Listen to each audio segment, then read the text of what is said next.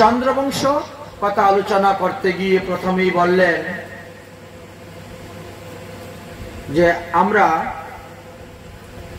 শাস্ত্র সিদ্ধান্ত অনুসারে দেখতে পাই যে ব্রহ্মার চক্ষু হইতে অত্রি মুনির জন্ম হয়েছিল, আর অত্রি মুনির চক্ষের জল হইতে চন্দ্রের জন্ম হয়েছিল। আর চন্দ্র দেবগুরু বৃহস্পতির স্ত্রী তারাকে হরণ করেছিলেন, আর তাহার গর্ভে চন্দ্রের ঔরসে বুধের জন্ম হয়েছিল। বুধ ইলাকে বিবাহ করেছিলেন, শ্রাদ্ধদেবের কন্যা ইলাকে বিবাহ করেছিলেন, আর বুধের ঔরসে ইলার গর্ভেতে পুরুরভা নামক এক পুত্র জন্মগ্রহণ করেছিল। এই পুরুরভা এত বড় তপস্বী ছিলেন, তেজস্বী ছিলেন, যার মহিমার কথা স্বর্গে পর্যন্ত দেবতারা কীর্তন করতেন। তো সেই স্থানে এক উর্বশী ছিলেন। ওই উর্বশী পুরুরভার কথা শুনে মনে মনে চিন্তা করলেন, তাহলে আমি পুরুরভাকে বিবাহ করবো, এত বড় প্রতাপশালী রাজা।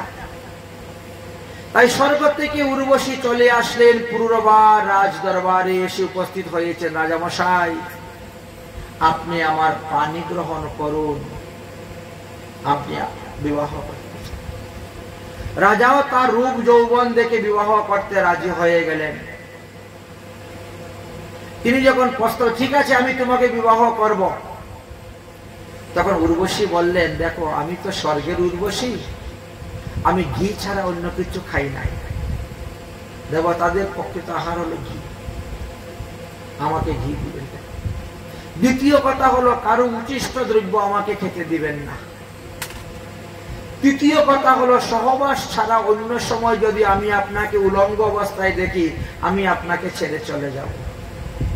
আর চতুর্থ কথা হলো আমার প্রাণ হলো একটা মেষ ছাগলের বাচ্চার ভিতরে, তার জ্বর হলে আমার জ্বর হবে, তার ক্ষুধা লাগলে আমার ক্ষুধা লাগবে, তার ব্যারাম হলে আমার ব্যারাম হবে, তার মৃত্যু হলে আমার মৃত্যু হবে। অতএব এই মেষ শাবককে তোমাকে যত্ন করে রাখতে হবে। ঠিক আছে, সবকিছুই মানলেন, মেনে তিনি রাজি হলেন এবং বিবাহ করলেন। বিবাহ করার পরে 6টি পুত্র সন্তান উৎপন্ন হল। সেই বংশতে জন্মগ্রহণ করেছিলেন যমদগ্নি মুনি। যমদগ্নি মুনি রেণুকাকে বিবাহ করেছিলেন এবং সেই বংশে জন্মগ্রহণ করলেন ভগবান পরশুরাম। যে ভগবান পরশুরাম 21 বার ক্ষত্রিয় বংশকে নাশ করেছিলেন। তাই বলছেন পুরুরভার পুত্র আয়ুর বংশে অলোক জন্মগ্রহণ করেছিলেন। অলোকের 66,000 বৎসর জীবিত অবস্থায় তিনি রাজত্ব করেছিলেন। তারপরে সেই বংশেতে নহুষ জন্মগ্রহণ করেছিলেন এবং নহুষের বংশেতে রাজা যজাতি জন্মগ্রহণ করেছিলেন। রাজা যজাতি একবার তিনি মৃগয়া করতে গিয়েছেন বনে, আর বনেতে যাওয়ার পরে দেখতে পেলেন এক যুবতী মহিলা উলঙ্গ অবস্থায় এক কুয়ার মধ্যে পড়ে আছে। দয়া পরবশত হয়ে তিনি তাকে হাত ধরে টেনে তুললেন। জিজ্ঞাসা করলেন, তুমি কে?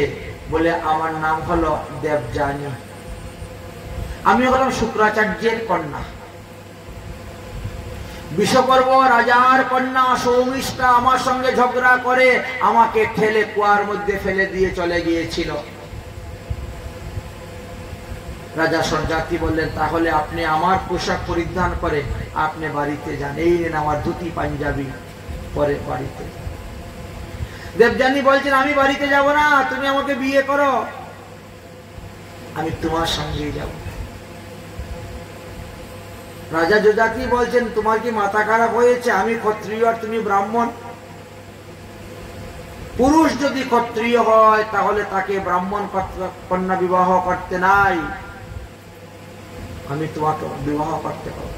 আরে রাজা, আমার উপরে দেবগুরু বৃহস্পতির পুত্র কচের অভিসম্পাদ আছে, আমার কোনো ব্রাহ্মণ স্বামী হবে না, অতএব তুমি আমাকে বিয়ে করো।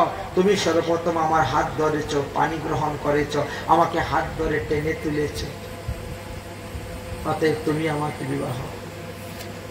তিনি বলেন ঠিক আছে, তাহলে তোমার বাবাকে গিয়ে বলো, উনি বিয়ের তারিখ দিন তারিখ ঠিক করো, তারপরে আমি সেই দিন বর্ষে যে আসবো, বিয়ে হবে। বিবাহের দিন ধার্য হলো। রাজা যযাতি বরযাত্রী সেজে আসলেন বিয়ে করার জন্য দেবযানীকে। দত্তগুরু শুক্রাচার্য বললেন, দেখো যযাতি, তোমরা রাজাদের একটা দোষ আছে, তারা বহু পত্নী রাখেন, এমনকি তারা দাসীদেরকেও পত্নীরূপী ব্যবহার করিয়া থাকেন, ভোগ করে থাকেন। আমার মেয়ে তোমার কাছে বিবাহ দিব, কিন্তু তুমি কোনো দাসীকে স্ত্রীর মর্যাদা দিবে না, স্ত্রীর আসনে বসাবে না, কথা দাও। যযাতি কথা দিলেন।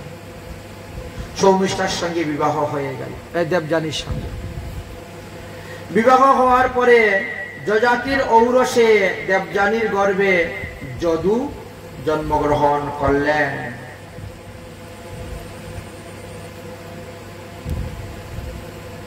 আর তুর্বসু নামে দুইটি পুত্র সন্তান জন্মগ্রহণ করলেন।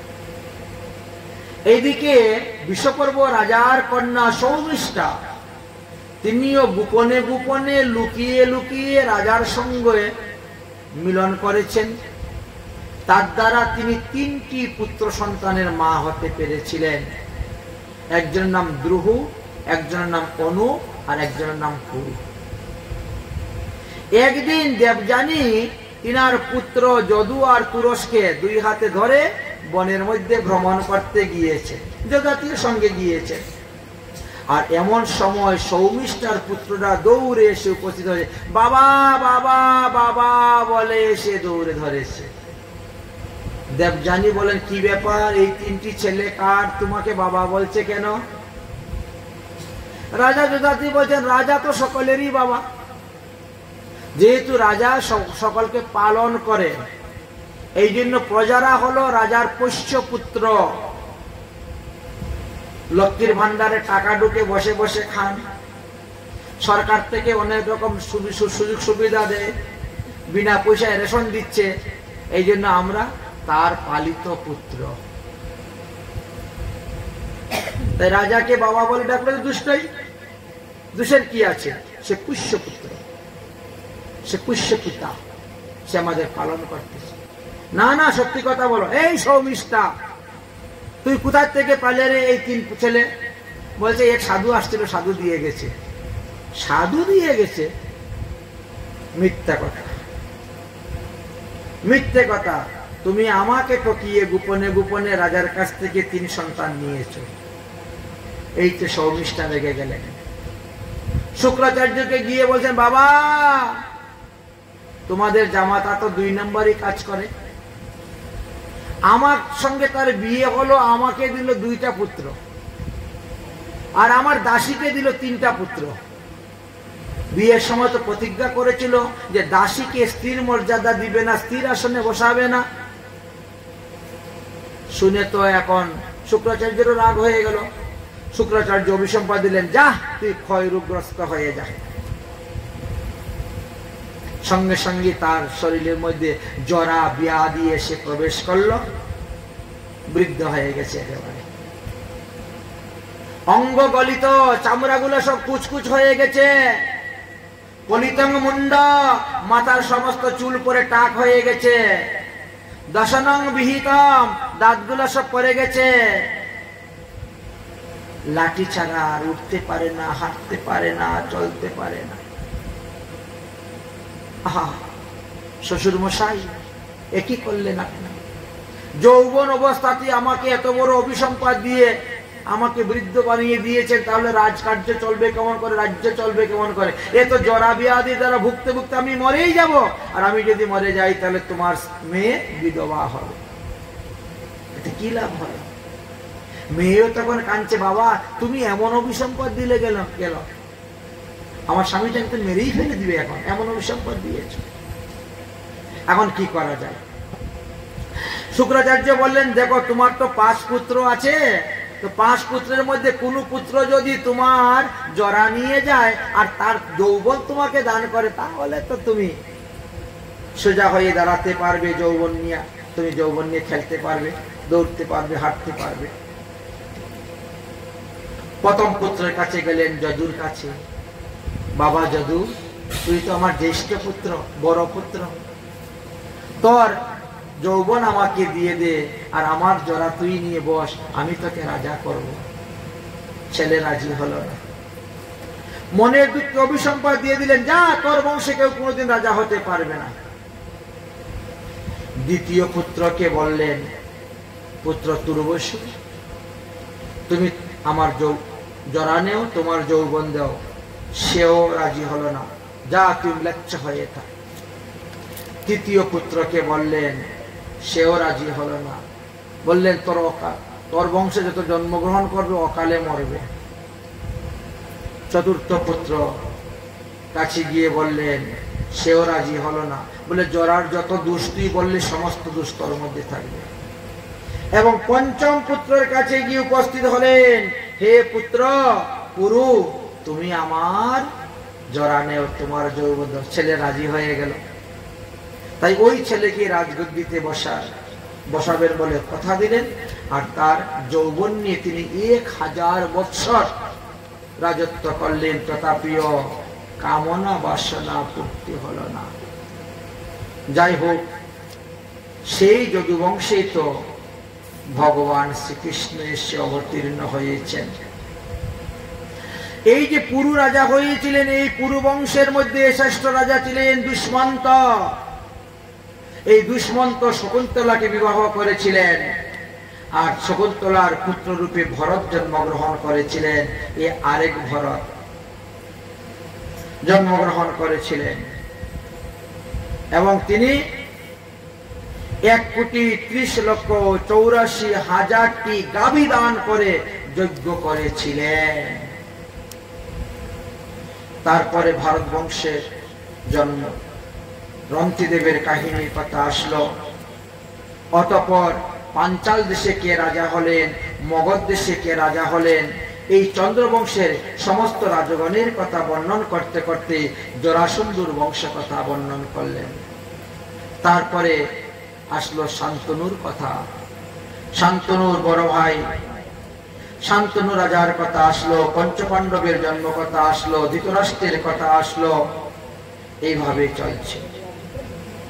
অতঃপর লুম্পাদের কথা বললেন, ঋষিসিংহ মহির কথা আলোচনা করলেন, তারপরে রাজা কাত্যবীর্যার্জুনের কথা আলোচনা করলেন। এইভাবে চন্দ্রবংশের সমস্ত রাজগণের কথা বর্ণন করতে করতে শেষে এসে উপস্থিত হলেন উগ্রসেন, কংস, বসুদেব, তাদের কথাও এসে উপস্থিত হইল। ক্রমানুসারে বংশ পরিসর অনুসারে আলোচনা করতে করতে বসুদেব পর্যন্ত এসেছেন। আসার পরে সুখদেব গোস্বামী পাদ বললেন, হে মহারাজ পরীক্ষিত, এই পর্যন্ত আমি তোমার কাছে শ্রীমদ্ ভাগবত মহাপুরাণের 9ম স্কন্ধ পর্যন্ত আলোচনা করলাম। আজকে 4 দিন 4 রাত গত হয়ে গেল, তুমি 1 ফোঁটা জল গ্রহণ করো নাই, 1 গ্রাস অন্ন গ্রহণ করো নাই, শুধু খালি হরিকথাই শুনে যাচ্ছ। এখন আমি 10ম স্কন্ধে প্রবেশ করব, ভগবানের আবির্ভাব লীলা কথা। অতএব এই সুযোগে তুমি একটু খাওয়া দাওয়া করে আসো, জলটাল পান করে আসো। কারণ আমি যখন এসেছিলাম তখন তুমি বলছিলে তুমি ক্ষুধা পিপাসায় কাতর। তোমার পরমায়ু তো মাত্র 7 দিন, তার মধ্যে 4 দিন তো গতই হয়ে গেল, আর 3 দিন মাত্র বাকি আছে। অতএব যাও একটু খাওয়া দাওয়া করে আসো। কারণ তারপর যখন 10ম স্কন্ধের কথা আলোচনা করব, ভগবান শ্রীকৃষ্ণের কথা, তখন তোর আসন ছেড়ে উঠতে পারবে না। এখন 9ম স্কন্ধ বিশ্রাম হয়ে গেছে, মধ্যেখানে একটু ফাঁক আছে, যা খাওয়া দাওয়া করে। পরীক্ষিত মহারাজ কি বললেন, গুরুদেব আপনার শ্রীমুখ থেকে যতক্ষণ পর্যন্ত হরি কথামৃত আমি পান করতেছি ততক্ষণ পর্যন্ত ক্ষুধা পিপাসা আমার কিছুই হচ্ছে না, সব নিবৃত্ত। না ক্ষুধা লাগতেছে না পিপাসা লাগতেছে, হরি কথার এমন মূল্য। আচ্ছা দেখেন তো, আমরা 6 ঘন্টা ধরে হরি কথা বলতেছি, কই কেউ তো এগুলোর জল পান করতেছে না। কিন্তু অন্য সময় থাকলে 6 ঘন্টা আপনি জল না খেয়ে থাকতে পারবেন না, পিপাসা। হরি কথা এমন মূল্য, 6 ঘন্টার মধ্যে 1 গ্লাস জল পান করার ইচ্ছা হচ্ছে না। তাই বললেন যতক্ষণ ধরে হরি কথা শ্রবণ করতেছি ততক্ষণ ক্ষুধা এবং পিপাসা সব নিবৃত্তি হয়ে গিয়েছে। আপনি হরি কথা বন্ধ করবেন না। এখানে কথার থেকে উঠে গিয়ে তাড়াতাড়ি জল খেতে হয়, প্রসাদ খেতে হয়, তখন যদি কেউ দণ্ডবোধ করতে যায় তাও রাগ হয়। কালকে দেখেন না, রাগ হয়ে গেছিলাম। কিন্তু যতক্ষণ এই হরি কথা 6 ঘন্টার জায়গায় যদি 7 ঘন্টা বলা হয়, 11টা পর্যন্ত বলা হয়, 12টা পর্যন্ত বলা হয়, পিপাসা ক্ষুধা কাতর করতে পারবে না। কিন্তু যেই বিয়াসাসন ছেড়ে উঠে যাবেন, সঙ্গে সঙ্গে আপনাকে ক্ষুধা পিপাসা এমন ভাবে ধরবে আপনি আর থাকতে পারবেন না। এটাই হরিকথার গুণ। এটা প্রকৃত নিজের জীবনে আমি দেখেছি, প্রমাণ পেয়েছি। তা আমার মতো পাপীর কথা তো ছেড়ে দিলাম, সুখদেব গোস্বামীর মতো মহাবক্তা যিনি যেখানে বলছেন সেখানে পরীক্ষিতের মতো সুতার ক্ষুধা পিপাসা কোথার থেকে আসবে? আমার মতো পাপের কথা না হলে ছেড়ে দিলাম। প্রভু আপনি কথা বন্ধ করবেন না, যতক্ষণ হরি কথা বলবেন ততক্ষণ ক্ষুধা পিপাসা আমাকে পীড়ন করবে না। অতএব 10ম স্কন্ধের কথা আরম্ভ করুন, 10ম স্কন্ধের কথা আরম্ভ করুন। এই তো লীলা, এই তো মহিমা। সুখদেব গোস্বামী পাদ বলছেন তাহলে আরম্ভ করবো 10ম স্কন্ধ। বলে হ্যাঁ। ওম নমো ভগবতে বাসুদেবায়। শ্রীমদ্ভাগবতম মহাপুরাণম 10ম স্কন্ধ। হে দেবশ, হে পরীক্ষিত, 10ম স্কন্ধে না অনেকগুলি অধ্যায়, এই জন্য 10ম স্কন্ধকে 2 ভাগে ভাগ করা হয়েছে। একটা হলো পূর্বার্ধ আর একটা হলো পরার্ধ। এই 2 অধ্যায়ে ভাগ করা হয়েছে। এই যদুবংশ না সবথেকে কি শ্রেষ্ঠ বংশ। এই যদুবংশের মহিমার কথা শ্রবণ করলে মানুষ সমস্ত পাপ থেকে মুক্ত হয়, কারণ এই যদুবংশে ভগবান অবতীর্ণ হয়েছে। পরীক্ষিত বলেন বড় আশ্চর্য কথা, যে পুত্র বাবার কথা শুনল না, এমন কুপুত্রের ঘরে ভগবান কেন আসলেন এই বংশে? আচ্ছা, বাবার কথা যে না শুনে সে কুপুত্র না? যদাতি যখন বললেন যে হে পুত্র যদু, তুমি তোমার যৌবন আমাকে দাও আর আমার ব্যাধি তুমি নিয়ে বসে থাকো, সে বলল না, আমার যৌবন তোমাকে দিব না। যে বাবার কথা শুনেন না সে তো কুপুত্র। কুপুত্রের ঘরে ভগবান আসলেন কেন? বলে আরে না রে, এটা বুঝার গন্ডগোল। বুদ্ধিটাকে 2 দিকে কাটাতে হয়, একটা হলো সাংসারিক জগৎ দিয়ে আর একটা পরমার্থিক জগৎ দিয়ে। কারণ যদু চিন্তা করেছে আমি যদি যৌবন অবস্থায় আমার বাবাকে যৌবন দান করি, ওই যৌবন নিয়ে আমার বাবা কি করবে? আমার মার সঙ্গে খেলা করবে, ভজন সাধন করবে না। আর আমি বৃদ্ধকালে গিয়ে কি ভজন করব? অতএব আমার যৌবন আমি আমার বাবাকে দান করব না, আমার যৌবন আমি হরিভজনে লাগাবো। তাই যৌবন কালেই হরিভজন, বৃদ্ধকালে নয়। বৃদ্ধকালে সবাই ধোয়া তুলসী পাতা হয়ে যায়। যৌবনে যে ধোয়া তুলসী পাতা থাকতে পারবে তারই তো মূল্য, তারই তো মাহাত্ম্য বেশি। তাই মহারাজ যদু তিনি যৌবন কালে হরিভজন করেছিলেন বলে, কারণ তিনি জগৎ পিতার কথা শুনেছেন। যজাতি তো নকল পিতা, ওই নকল পিতার কথা শুনলে লাভ হবে না।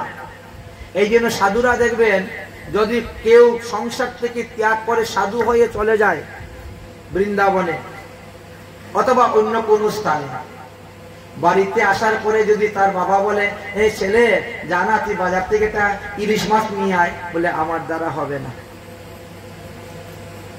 আমার দ্বারা হবে না।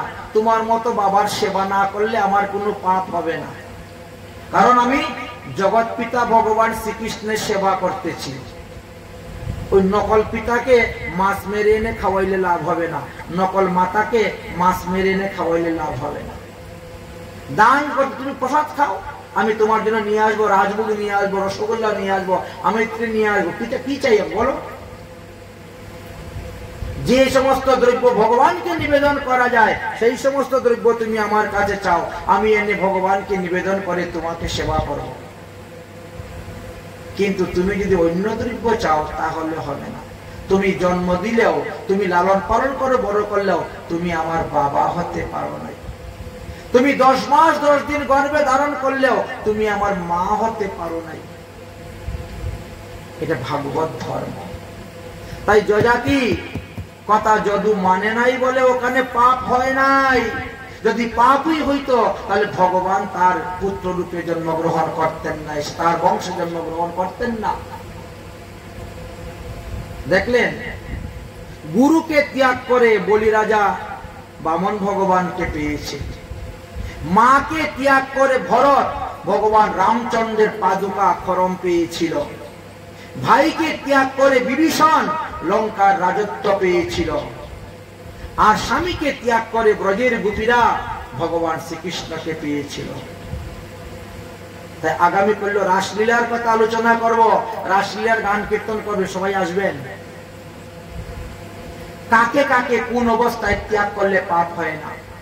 মাকে ত্যাগ করে ভরতের পাপ হয় নাই, ভাইকে ত্যাগ করে বিভীষণের পাপ হয় নাই, পিতাকে ত্যাগ করে প্রহ্লাদের কোনো পাপ হয় নাই, আর গুরুকে ত্যাগ করে বলিরাজার কোনো পাপ হয় নাই, আর স্বামীকে ত্যাগ করে ব্রজগোপীগণের কোনো পাপ হয় নাই। যে আমাকে হরিভজনে বাধা দিবে তাকে ত্যাগ করলে কোনো পাপ হয় না। এই জন্য যদু যখন যজাতির কথা শুনেন নাই, যজাতির কথা মানেন নাই, পিতা তিনাকে অভিসম্পাদ দিলেন, তথাপিও তার কোনো পাপ হলো না। যার কারণে সেই বংশকেই ভগবান পছন্দ করে নিলেন যে আমি ওই বংশেই জন্মগ্রহণ করব, কারণ সে আমার কথা রেখেছে, আমার কথা রক্ষা করেছে। ভগবান বলছেন না, সর্বধর্ম পরিত্যাজ্য মামেক শরণং ভজম অহং তম সর্ব পাপেভ্যো মোক্ষয়ামি মা শুচম। তাই পিতৃধর্ম, মাতৃধর্ম, সমাজ ধর্ম, বর্ণ ধর্ম, আশ্রম ধর্ম, দেশ ধর্ম, রাষ্ট্র ধর্ম সব ছেড়ে দাও, একমাত্র ভগবানের চরণে শরণাপন্ন হয়ে যাও। ভগবান আপনাকে সর্ব অবস্থায়, সর্বকালে, সর্বদিক থেকে রক্ষা করবেন। এই তো সিদ্ধান্ত।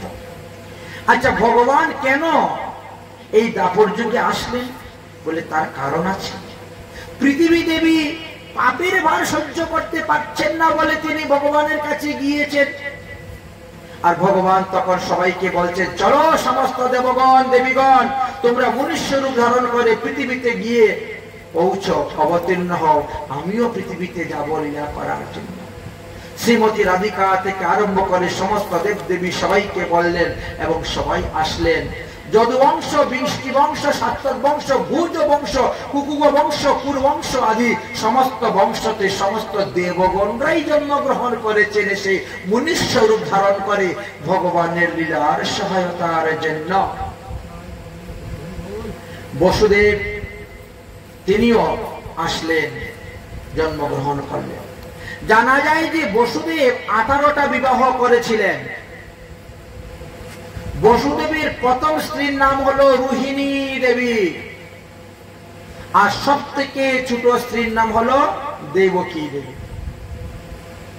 তো দেবীজির সঙ্গে বসুদেবের বিবাহের ব্যবস্থা কে করে দিয়েছিলেন? কংসই করে দিয়েছিলেন।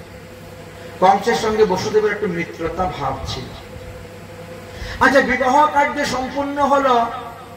কংস দেবকীকে এত ভালোবাসত যে আমার বোনকে আমি নিজে নিয়ে তার শ্বশুর বাড়ি পৌঁছিয়ে দিই। এই জন্য তিনি নিজে রথের সারথি হয়ে রওনা হয়েছিলেন। কিন্তু মধ্য রাস্তা যাওয়ার পরে আকাশবাণী হয়ে গেল যে কংস, তুমি যাকে এত আদর করে, এত ভালোবেসে, এত যত্ন করে তার শ্বশুর বাড়ি পৌঁছে দিতে যাচ্ছ, আরে ওই দেবকীর অষ্টম গর্ভজাত সন্তানের হাতেই তো তোমার মৃত্যু। মৃত্যু কথা শ্রবণ করার পরে তিনি তখন চিন্তা করলেন, যদি দেবকীকে মেরে দিই তাহলে আমার মৃত্যু আর জন্মগ্রহণই করতে পারবে না। তাই দেবকীকে মারার জন্য তিনি উঠলেন, অস্ত্র নিয়ে, ঢাল তরোয়াল নিয়ে দেবকীর চুলের মুঠি ধরছেন মা। বসুদেব তাড়াতাড়ি দৌড়ে গিয়ে বললেন, বন্ধু, তুমি তো জানো আমি সত্যবাদী, আমি তোমাকে কথা দিলাম আমার ঔরসে দেবকীর গর্ভে যে কোটি সন্তান জন্মগ্রহণ করবে সবটা তোমার হাতে অর্পণ করে দিব। তুমি তোমার কালকে মেরে দিও, কিন্তু দেবকীকে হত্যা করিও না, নারী হত্যা মহাপাপ। দেবকী ছোটবেলা থেকে পিতৃহীন, তার বাবা মারা গিয়েছে, তোমাদের কুলে পিঠে সে মানুষ হয়েছে, আর আজ তুমি তাকে মারবে? তুমি এত বড় একজন বীর, 10,000 হাতির বল তোমার শরীরের মধ্যে আছে, আর তোমার এত বড় বীরত্বের মধ্যে কলঙ্ক লাগাবে একটা নারীকে বধ করে? ছেড়ে দাও, ছেড়ে দাও, আমি কথা দিলাম। কংস তাকে ছেড়ে দিলেন। বসুদেব দেবকীকে নিয়ে গেলেন বাড়িতে। কিছুদিন পরে গর্ভবতী হলেন, একটি সন্তান হল। সন্তানের নাম কি রাখলেন? কীর্তিমান। কীর্তিমান নামক সন্তান রাখলেন। বসুদেব কুলে করে নিয়ে আসলেন, এসে কংসের দরবারে উপস্থিত। এই নেন আমার প্রথম পুত্র, দেবকীর গর্ভজাত। কি নাম রেখেছ? কীর্তিমান। বাহ, সুন্দর তো নাম। না, ওকে আমার মারার দরকার নাই, ওকে দেখে আমার না বড্ড মায়া হচ্ছে, ওকে ফিরত দিয়ে দাও, আমার বোনের কুলটা খালি করতে চাই না। কারণ দেবতা তোকে আমাকে বলছে অষ্টম গর্ভজাত সন্তানের হাতে মৃত্যু, তো প্রথমটাকে মেরে কি লাভ হবে? নিয়ে যাও, নিয়ে যাও। বসুদেব খুব সন্তুষ্ট প্রসন্ন মনে সদ্যজাত শিশুকে কাপড় দিয়ে ঢেকে নিয়ে চলে যাচ্ছে।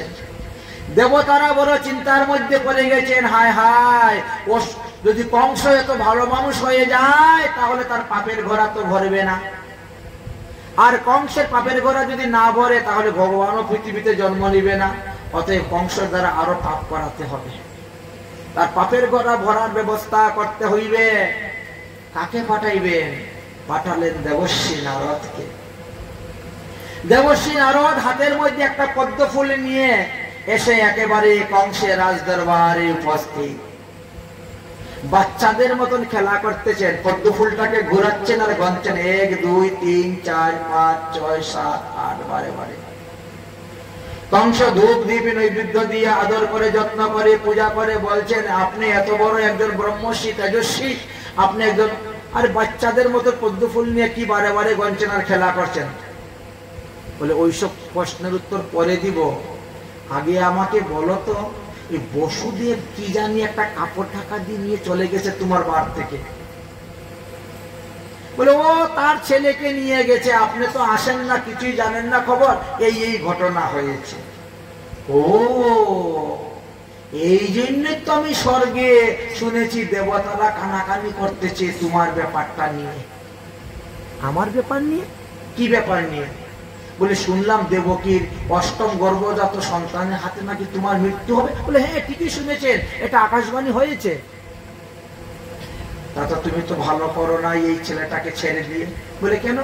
বলে দেখো এই পদ্ম ফুল, পদ্ম ফুলের এই পাপড়ি থেকে গণনা করলে এইটা 8টা হয়, এই পাপড়ি থেকে গণনা করলে এইটা 8টা, ওই পাপড়ি থেকে গণনা করলে এইটা 8টা।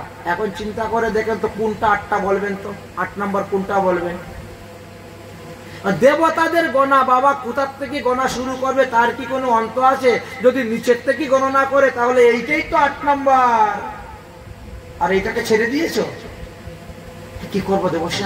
তাহলে এনে আচার মেরে মেরে ফেলে দেবো। বলে ওসব আমি জানি না, কি করবে না করবে ওসব আমি জানি না, আমি খালি শুনলাম দেবতারা বলছে, শুধু খালি এইটুকু বলে চলে গেছেন। কারণ যে বলে তার পাপ হয়। কেউ যদি পাঠা বলি দে, ওই যে বলছে তার ওই পাঠা বলির পাপ তার গায়ে লাগবে।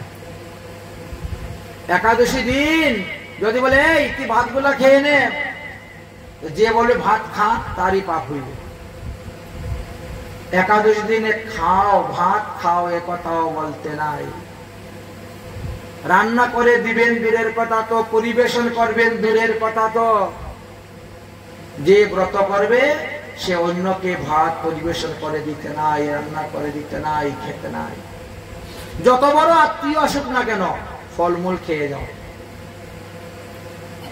ফলমূল খেয়ে যাও, ব্রতের দিবস, তোমার জন্য আমি পাপ করতে পারবো না, তুমি আমার পাপের ভাগ নিবা না, তাহলে তোমার জন্য পাপ করবো কেন আমি?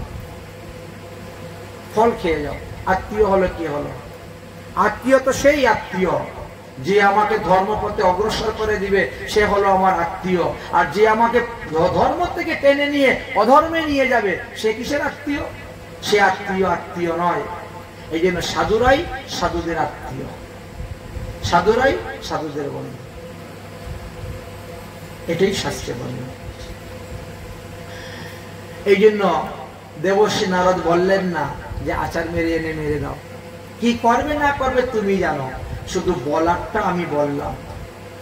যেই দেবর্ষি নারদ চলে গেলেন, একটি কংসের মাথা ঘুরে গেল, সঙ্গে সঙ্গে গিয়ে দেবকী বসুদেবকে ধরে নিয়ে আসলেন, কারাগারে বন্দী করে দিলেন, আর আচার মেলে পুত্রটাকে মেরে দিলেন।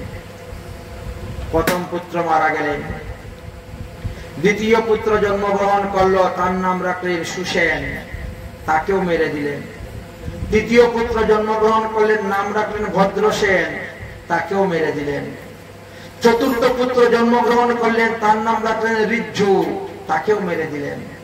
পঞ্চম পুত্র জন্মগ্রহণ করলো, তার নাম রাখলেন সংমর্দন, তাকেও মেরে দিলেন। ষষ্ঠ পুত্র জন্মগ্রহণ করলো, তার নাম রাখলেন চন্দ্র ভদ্র, তাকেও মেরে দিলেন। সপ্তমে আসলেন বলরাম। ভগবান শ্রীকৃষ্ণ যুগমায়াকে বললেন, ওগো যুগমায়া, তুমি দেবকীর গর্ভ হইতে এই সপ্তম গর্ভ সন্তানকে আকর্ষণ করে নিয়ে রোহিণীর গর্ভে স্থাপন করে দাও। তুমি যদি আমার এই কাজ করতে পারো, তাহলে পৃথিবীর লোক তোমাকে কালী, কাত্যায়নী আদি বিভিন্ন রূপেতে পূজা করবে। এই যে দুর্গা, জয়া, বিজয়া আদি দুর্গার অনেক নাম আছে। যোগমায়া ইত্যাদি নামেতে, ইত্যাদি রূপেতে তুমি পৃথিবীতে প্রকাশ হবে এবং পৃথিবীর লোক তোমাকে পূজা করবে। অতএব তুমি আমার এই কাজ করে দাও। তাই যোগমায়া দেবী তখন সপ্তম গর্ভকে আকর্ষণ করে নিয়ে রোহিণীর গর্ভে স্থাপন করে দিলে।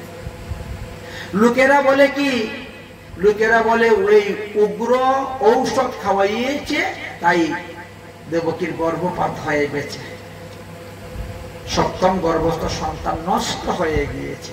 আসলে তো নষ্ট হয় নাই, এই কাজটাকে ও কাজ। অষ্টমে এবার ভগবান আসবেন। তাই সমস্ত দেবগণ তারা দেবকীর গর্ভকে স্তুতি করতেছেন, হে ভগবান তুমি আসো, দেবকীর গর্ভে এসে অবতীর্ণ হও। স্বাগতম কৃষ্ণ শরণাগতম কৃষ্ণ, স্বাগতম কৃষ্ণ শরণাগতম কৃষ্ণ, স্বাগতম সে, স্বাগতম সে, স্বাগতম কৃষ্ণ,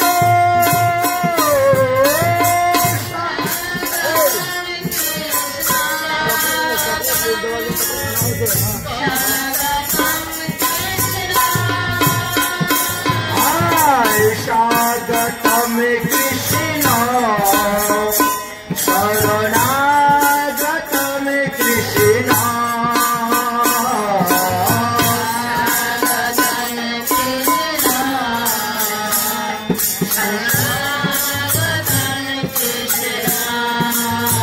ও স্বাগতম কৃষ্ণ শরণাগতম কৃষ্ণ,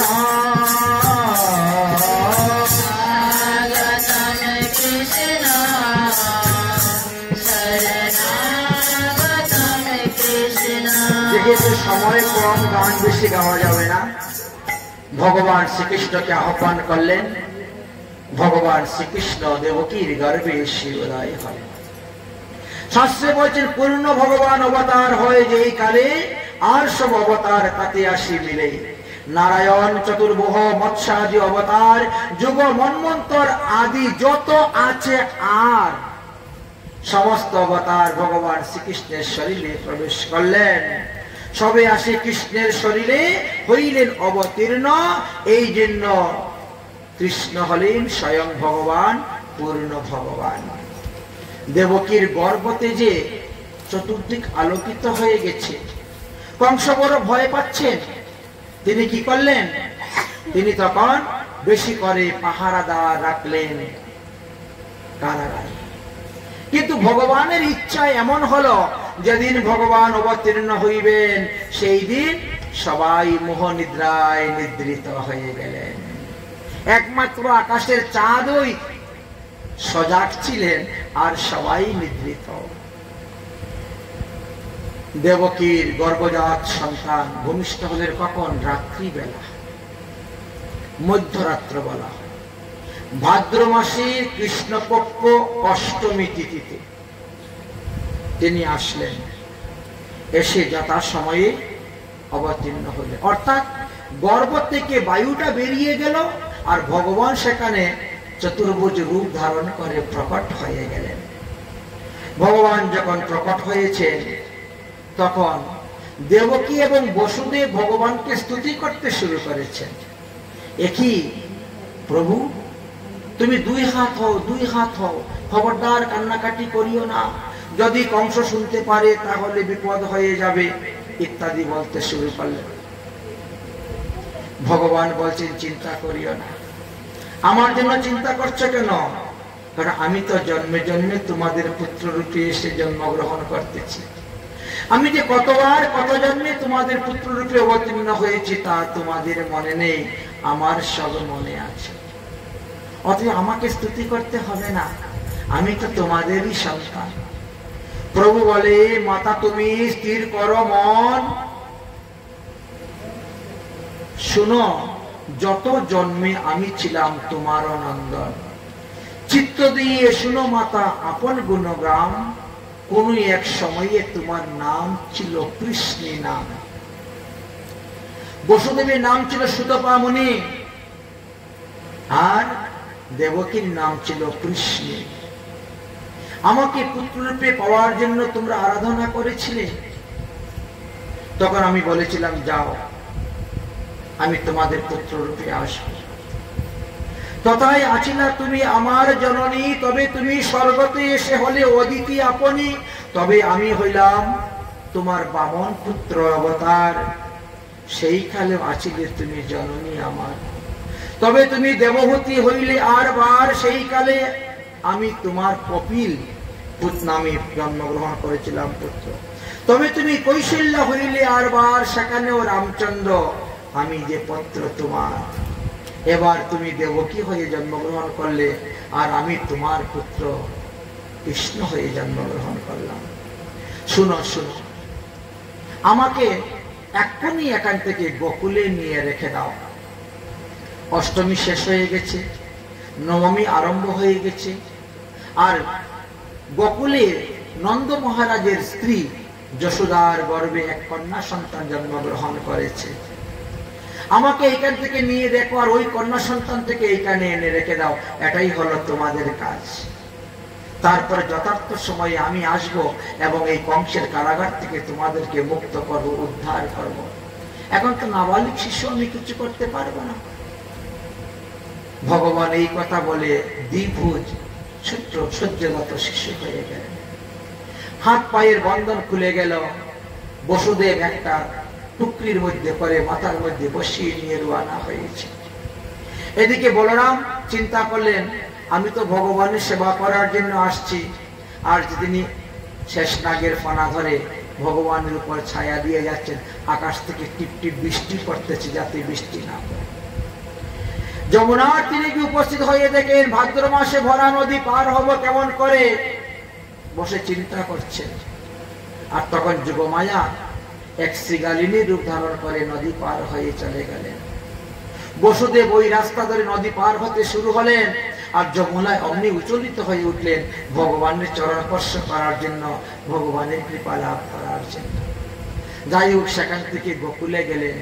কিন্তু গোকুলেও তো সবাই মোহ নিদ্রায় নিদ্রিত হয়ে আছেন, কেউ জানে না খবর। সুতিকা গৃহে প্রবেশ করে দেখেন যে যশোদার এক পাশে এক বালিকা শয়ন করে আছে অজ্ঞান অবস্থায়।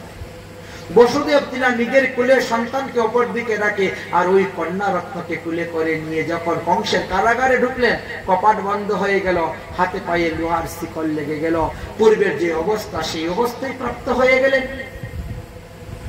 এবার সেই কন্যা সন্তান কাঁদতে শুরু করেছে। কন্যা সন্তানের কান্না শ্রবণ করে প্রহরীগণ জেগে উঠল, কংসকে সংবাদ দিলেন। কংস আসলেন দেবকীর সেই সন্তানকে বধ করার জন্য।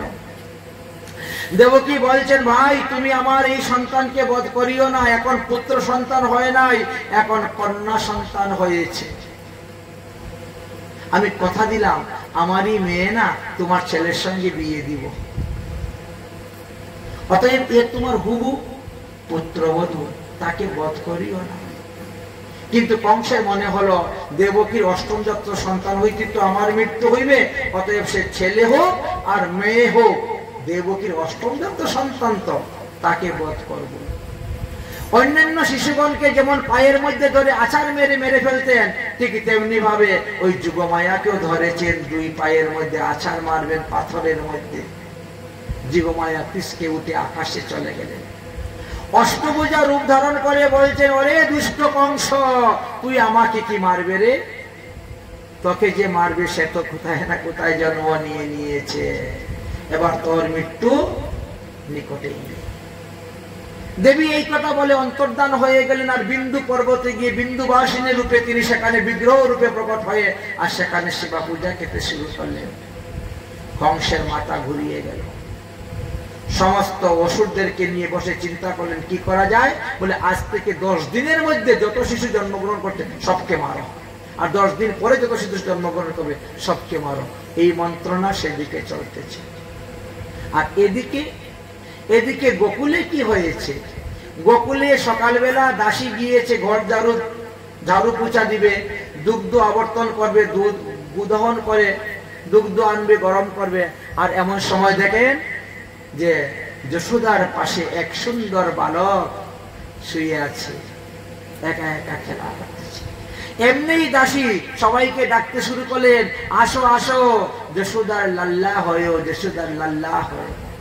যশোদার একটা পুত্র সন্তান হয়েছে।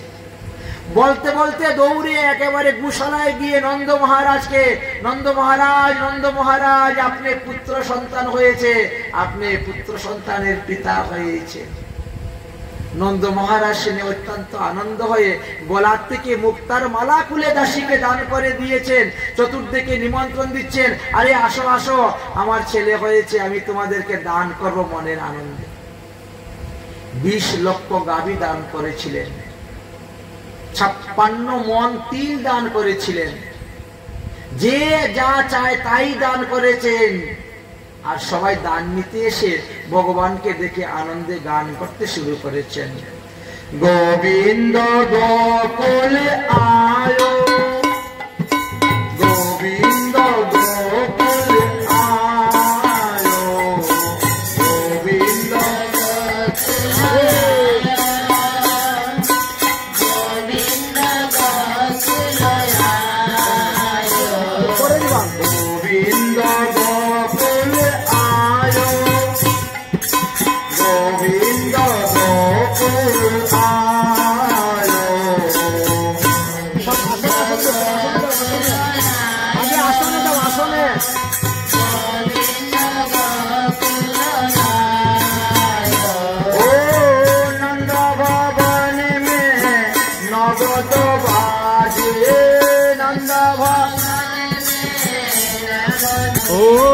नंदा भवन में नवद बाजे,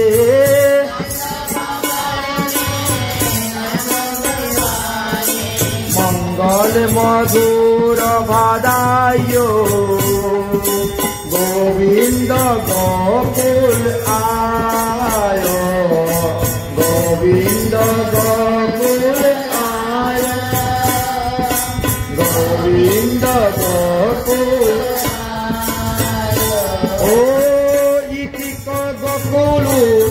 मथुरा नगरी, गोकुल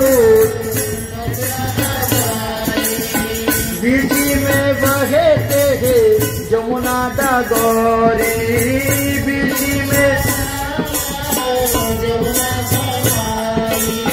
गोकुल में सुख मथुरा में दुख गोकुल में सुख मथुरा में दुख कंस की मोर मोराय मोराय रे गोविंद गोकुल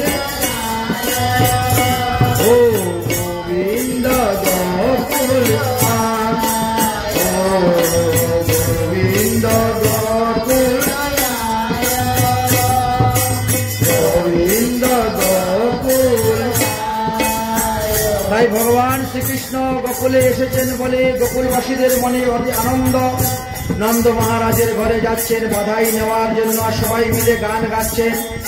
নন্দ গরা নন্দ ভালো জয় কানাইয়া লাল কি নন্দ গরা হাতি দিন ঘোড়া দিন ওর দিন পালকি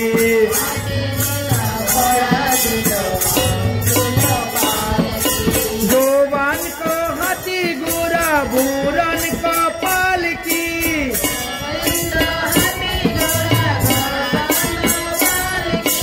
नंद घोड़ा नंद भयो जय कन्हैया लाल की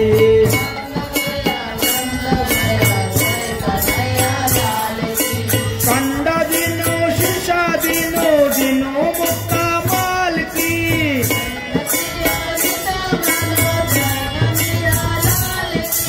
कंडा दिनो शीशा दिनो दिनो मुक्ता माल की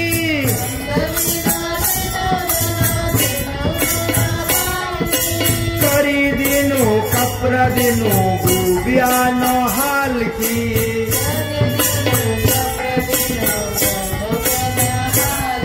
ओ नंद की आनंद भयो जय कन्हैया लाल की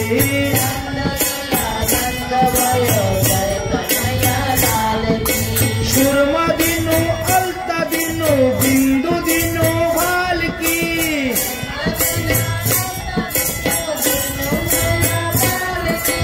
लड्डू दिनो लपसी दिनो आर दिनो लपसी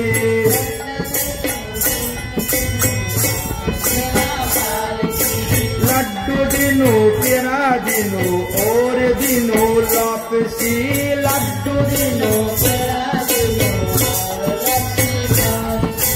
गोवान को लड्डू पेरा बूरन को लपसी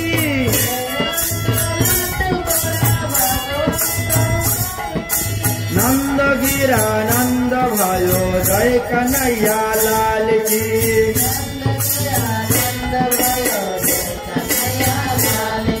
এইভাবে নন্দ মহারাজ মনের আনন্দে পুত্র জন্ম হয়েছে বলে উৎসব করছেন। কারণ নন্দ মহারাজের বয়স তখন 90 বৎসর আর মা যশোদার বয়স তখন 85 বৎসর, আর সেই বয়সে একটি পুত্র সন্তান পেয়েছেন।